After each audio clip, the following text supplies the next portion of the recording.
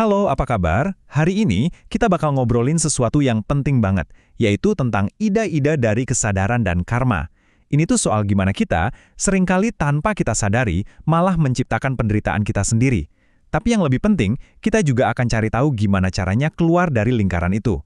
Yuk, kita mulai sama-sama perjalanan ini, biar kita bisa hidup lebih sadar dan lebih damai. Pernah ngerasa nggak sih, kopi tumpah pas lagi buru-buru, salah kirim chat, atau denger omongan iseng dari temen? Kok tiba-tiba rasanya dunia mau runtuh? Pertanyaannya simple. Kenapa ya? Kenapa kejadian sepele gitu bisa jadi drama besar di kepala kita? Nah, ini nih titik awal pembahasan kita yang seru banget. Jawabannya ternyata ada di cara kita menjalani hari-hari.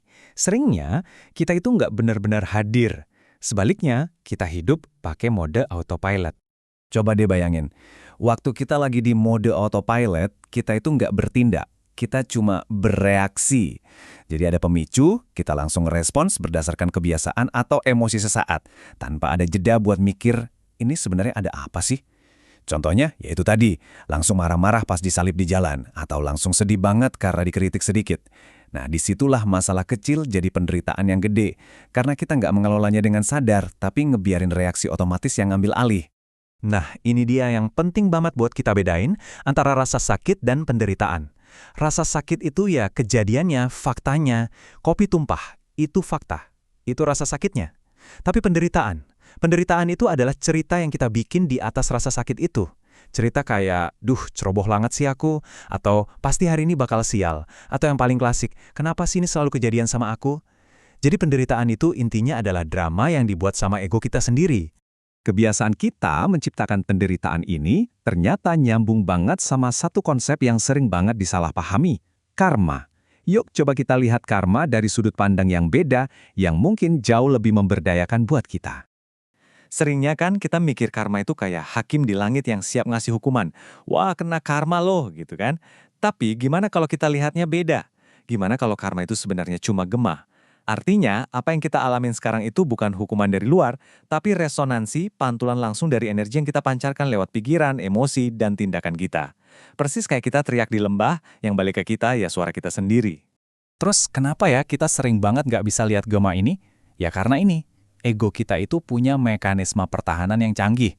Jauh lebih gampang buat nyalahin keadaan, nyalahin orang lain, atau nyalahin takdir, nyari kambing hitam, daripada ngaca dan ngakuin, oh, jangan-jangan ini pantulan dari diri gue sendiri ya.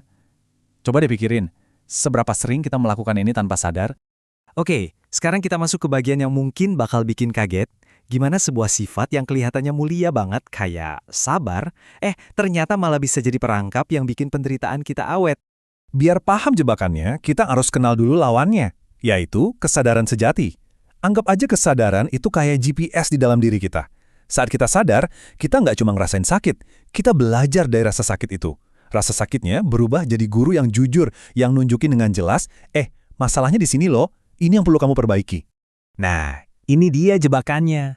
Kita sering salah mengartikan sabar jadi cuma pasrah nahan-nahan aja.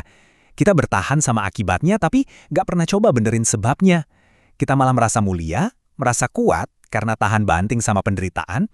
Padahal, banyak dari penderitaan itu sebenarnya bisa dihindari kalau aja kita pakai kesadaran kita buat bertindak. Ini tuh kayak lari dari tanggung jawab, tapi dibungkus pakai jubah spiritualitas. Oke, jadi kalau kita udah kejebak di mode autopilot dan kesabaran yang pasif, gimana dong cara keluarnya? Nah, jawabannya ada di kekuatan untuk bertindak secara sadar. Proses transformasinya itu kira-kira begini alurnya. Pertama itu doa. Tapi doa di sini artinya bukan cuma minta-minta ya, tapi lebih ke niat yang tulus dan kuat buat berubah. Terus, niat itu menjadi bagian dari diri kita, meresap jadi identitas kita. Dan puncaknya, niat itu diwujudkan lewat tindakan sadar di dunia nyata. Dan ini adalah contoh yang indah banget menurut saya. Doa yang sesungguhnya itu bukan cuma di mulut, tapi dalam perbuatan. Membersihkan luka batin kita sendiri, itu doa. Mengakui kesalahan, terus berusaha memperbaiki diri, itu ibadah. Melakukan hal kecil buat bantu orang lain, sesimpel nyingkirin batu di jalan biar orang lain gak celaka, itu adalah bentuk kasih yang paling nyata. Inilah spiritualitas yang hidup, yang aktif.